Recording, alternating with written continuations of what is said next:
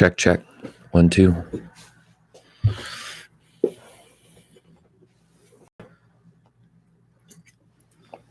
Checkity check.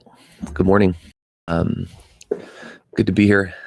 We had prayer meeting this morning over Zoom. That was a new experience, but good to do.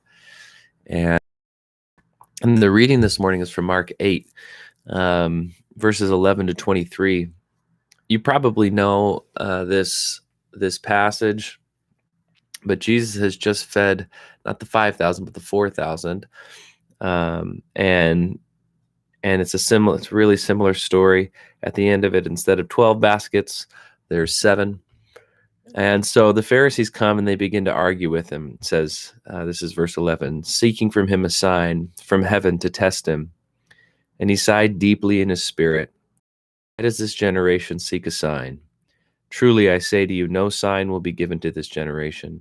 And he left them, got into the boat again, and went to the other. And it's really and then there's a back and forth with Jesus and the disciples, in which he starts to warn them about the leaven of the Pharisees, that small thing that gives them their character, but it's what gets into the whole loaf and spreads throughout it.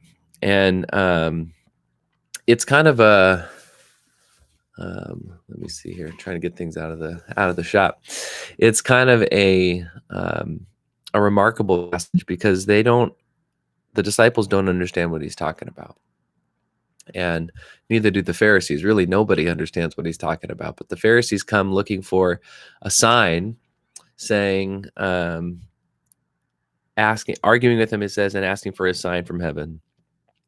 And the sort of ironic thing about this is that this is the Gospel of Mark, and all through the Gospel of Mark, all Jesus is doing is signs. There's not a lot of extended dialogue in Mark. It's not like you have like in Matthew or Luke or John, where sometimes Jesus is talking for like 3 or 4 chapters at a time in those Gospels, but not here. In Mark, Jesus is out doing things. He speaks shortly, briefly, but all through the Gospel, it's signs, sign, sign, sign. And then when they come and ask him for a sign from heaven, he's got nothing for him. And in fact, it says he sighs deeply in his spirit. Why does this generation seek a sign? Truly, I say to you, no sign will be given to this generation. It's a striking thing because the problem is not whether or not God is willing to give signs. The problem is to be careful not to get caught up in that same game. If we have that tendency to get caught up in the game of looking for a sign, especially in times of real intensity and of real fear, we go, God, like, tell me something, do something here because I need it. And I need more than I'm getting right now. But there's something in Jesus that says, I've already given you everything that you need. I've already given you all the resources that you need for this moment. As he's going to tell the disciples, he doesn't ask them, how many people did I feed, right? He doesn't say, didn't you see me feed the 5,000? Did you see me feed the 4,000? I fed 9,000 people, right? He doesn't count the crowd. What does he count? He counts the leftovers. 12 baskets, 7 baskets. I've given you everything to abundance. So what are you doing with that abundance?